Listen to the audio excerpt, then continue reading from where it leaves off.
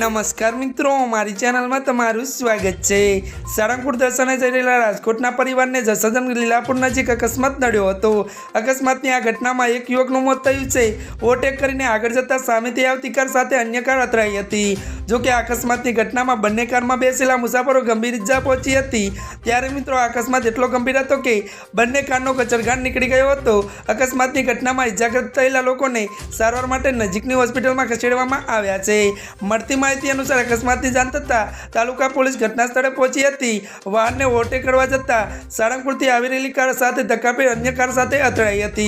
जो कि मित्रों વધુ તમને જણાવી દઈએ કે એક વ્યક્તિનું ઘટના સ્થળે જ કમકમાટીભર્યું મોત નીપજ્યું હતું। બંને કારમાં સવાર 9 વ્યક્તિને ઈજા પહોંચી હતી। ઈજાગ્રસ્તને વધુ સારવાર માટે રાજકોટની હોસ્પિટલમાં ખસેડવામાં આવ્યા છે। જી હા મિત્રો, અત્યારની આ સૌથી મોટી અને દુઃખદ ખબર સામે આવી રહી છે।